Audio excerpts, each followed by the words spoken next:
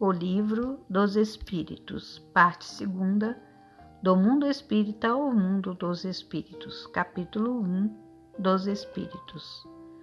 Forma e ubiquidade dos Espíritos, questão 88. Os Espíritos têm forma determinada, limitada e constante? Para vós, não. Para nós, sim. O Espírito é, se quiserdes, uma chama, um clarão ou uma centelha etérea. Continua Kardec na questão 88A. Essa chama ou centelha tem cor? E os Espíritos respondem: tem uma coloração que para vós vai do colorido escuro e opaco a uma cor brilhante, qual a do rubi, conforme o Espírito é mais ou menos puro. Nota de Allan Kardec. Representam-se de ordinário os gênios como uma chama ou estrela na fronte. É uma alegoria que lembra a natureza essencial dos espíritos.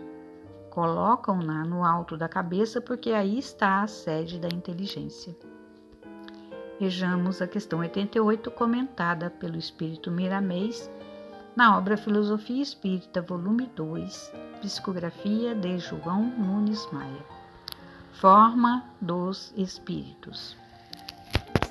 Muitos intentam saber se os espíritos têm forma. Preocupam-se com certos detalhes que escapam às suas possibilidades de analisar e de sentir. Eles não têm formas da maneira que, de um modo geral, se concebe, por viverem em uma faixa diferente da vida física. Se tomarem alguma forma para se fazerem reconhecidos, podem mudar imediatamente na hora que lhes for conveniente. Sua mente é, pois, uma força poderosa que a tudo transforma, com as bênçãos da sabedoria e do amor conquistada através dos evos. Todavia, para Deus, o Espírito tem um esquema, tem uma forma ideada por ele, imutável na sua constituição divina. A vida, principalmente do homem, é um eterno perguntar. E quem pergunta é porque desconhece as leis de Deus vigorando no universo grandioso. Nas regiões superiores não se perguntam. Há outro processo de aprendizado por não existir ignorância, e quando se ouve, a fala é a do mestre, dentro da sua espontaneidade, de maneira que os que ouvem assimilam o que corresponde às suas necessidades. Há algumas diferenças no que tange aos planos de vida. Certamente que os que vivem em regiões inferiores têm necessidades que são dispensadas nos planos elevados. Porém, todos caminham para a libertação espiritual. Há regiões no espaço em que habitam espíritos de formas grotescas que tomam aparências de verdadeiros animais e vivem como tais. Os sentimentos lembram as formas e eles passam a viver naquele reino, por vezes com as necessidades que convém àquela classe.